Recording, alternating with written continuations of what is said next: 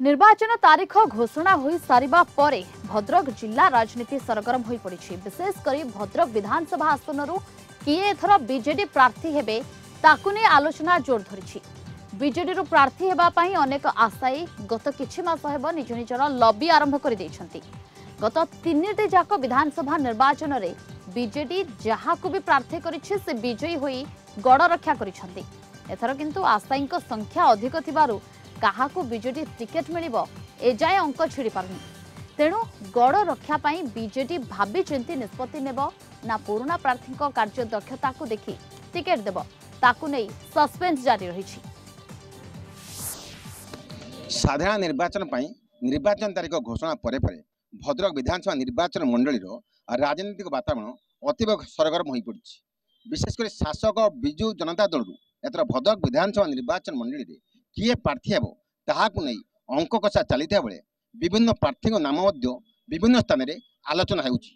प्रकृत में भद्रक एवर विधायक संजीव मल्लिक पुणी थे भद्रक विधानसभा निर्वाचन मंडली बीजेडी प्रार्थी हेबे ना बीजेडी नेतृवृंद अन्य काहा उपरे आस्था प्रकट करी नुआ मुह नुआ चेहरा भद्रकवासी आगे ठिया कराइबे ता समस्ते अनै बसिथे बेले किए प्रार्थी हेब एथिपाई अनेक आशायी अछंती एवं आशायी माने निज निज स्तर में लबी जोरदार आरंभ करछंती। तेबे केउ माने भद्रक विधानसभा निर्वाचन मंडली बीजेडी टिकेट पाई आशायी अछंती सेमानक स्थिति कौन एवं भद्रक निर्वाचन मंडली रे कौन रोचे राजनीतिक स्थिति परिस्थिति से संपर्क देखंतु ए स्वतंत्र रिपोर्ट रे। भद्रक विधानसभा निर्वाचन मंडली एक संवेदनशील तथा सचेतनशील निर्वाचन मंडली। संख्यालघु भोटर निर्णायक भूमिका ग्रहण करि आछंती। मुस्लिम भोटर माने विभिन्न निर्वाचन रे शासक बीजेडी दल को अधिक समर्थन दे आछंती। निर्वाचन मंडली रे रही 36टी पंचायत को नहीं गठित गोटे ब्लॉक और 30टी वार्ड को नहीं गोटे म्युनिसिपालिटी। 2009, 2014 और 2019 रे लगातार बीजेडी प्रार्थी विजयी होई हैट्रिक करिसंती। 2009 और 2014 रे बीजेडी रु विजयी होइतिले हेवीवेट नेता जुगल किशोर पटनायक। 2019 रे बाजी मारिथिले नवागत संजीव मल्लिक। संजीव मल्लिक 93,668 खंड भोट पाइथिबा बेले बीजेपी प्रार्थी प्रदीप नायक 60,279 खंड भोट पाइथिले। कांग्रेस नलिनीकांत महांती को मिलता 22,630 खंड भोट। 33,399 अधिक भोट पाई विजयी होइतिले संजीव मल्लिक। संजीव मल्लिक नेतृत्व में भद्रक रे 2022 पंचायत निर्वाचन रे भल प्रदर्शन करथिला बीजेडी। निर्वाचन मंडलीर 4टी जाक जिला परिषद जोन रे बीजेडी प्रार्थी को विजय कराइबा सह ब्लॉक को मध्य दखल करथिले। पंचायत निर्वाचन रे बीजेडी बीजेपी ठारू जिला परिषद निर्वाचन रे 34,256 खंड अधिक भोट पाइथिला। किंतु म्युनिसिपालिटी निर्वाचन रे जदिओ 17 जन काउंसिलर को विजयी कराइबारे सक्षम हेले किंतु पौराध्यक्ष निर्वाचन रे बीजेडी प्रार्थी को हारिबाकू पड़िथिला। स्वाधीन पौराध्यक्ष प्रार्थी ठारू 3,256 भोट व्यवधान रे हारिथिले बीजेडी प्रार्थीनी।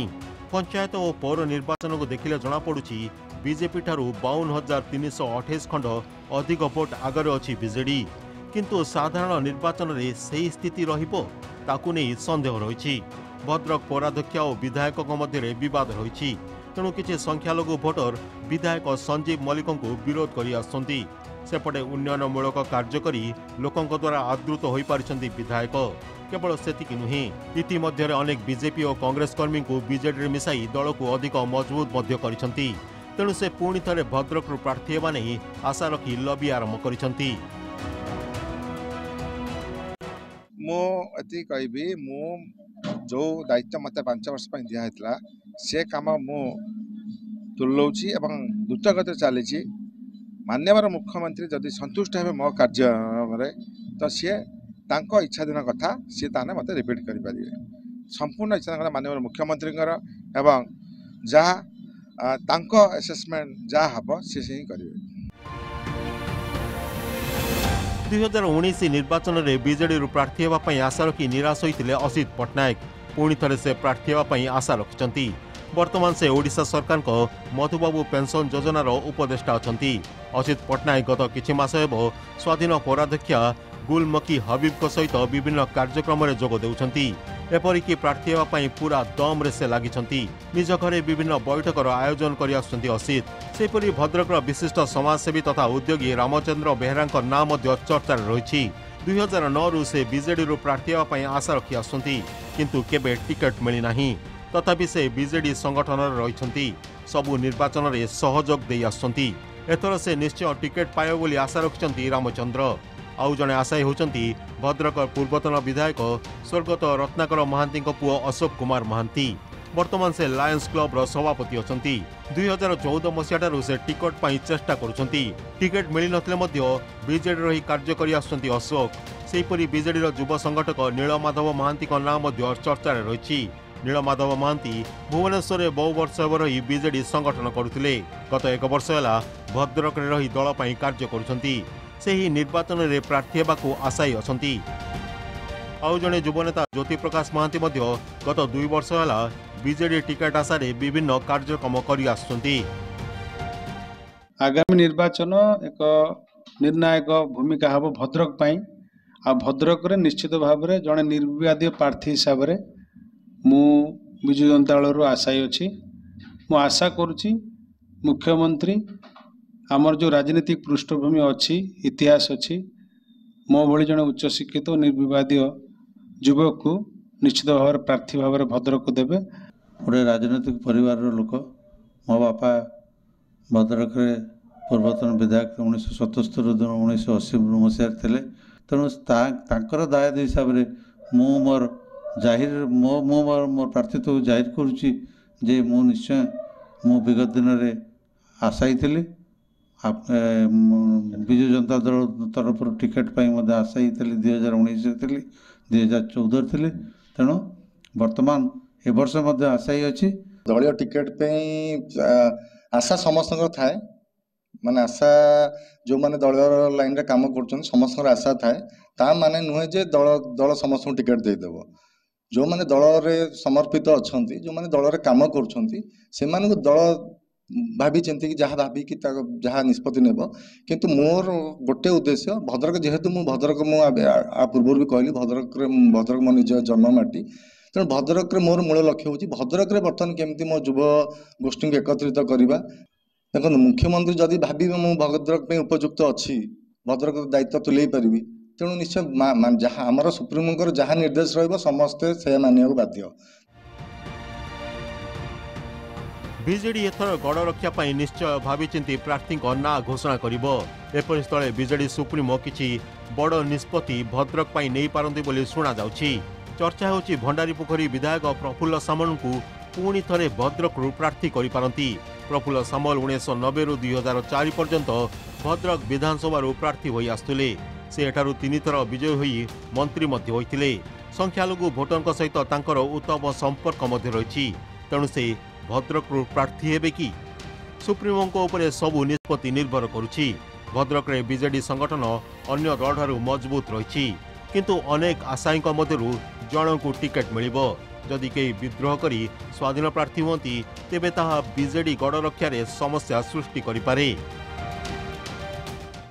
संजीव मल्लिक नेतृत्व में भद्रक निर्वाचन मंडल विजु जनता दल संगठन भारी सुदृढ़ अच्छी। आउ जो माने ये आशायी निर्वाचन जिते आसे बहुत लोक बाहरती किसी देखा न था जे 5 वर्ष बीती जाए 365 गुणन 5 बीतीगले से समय क्या सुख दुख से भागीदार होना। तेणु संजीव मल्लिक ही जे सठिक लोक जे कि एठी भद्रक बीजेडी प्रार्थी हाँपाई आम देखी बहु बार बहु अभिज्ञता आमर राजनीति रे जहाँ को टिकेट न मिले आशायी प्रार्थी सी कौन करती सब विभिन्न जगार चेष्टा करती पैसा नहीं कि भोटा को देवे कि साधारण लोक साधारण भोटर एत बोका नहांती जे गोटे नवीन बाबू नेतृत्व में चलता दल को छाड़ी जे से अन्य कोठी भोट देवे से कथा केवे संभव हबार नहीं। जन्म ठार आरंभ कर मृत्यु पर्यंत जो योजना चली विशेषकर महिला माने से माने बीजेडी की भोट देवे संख को भोट देवे एथिरे कौनसी यही परिप्रेक्षी जदि हम भद्रक कथा कहबा भद्रक जहाँ को भी दि जाए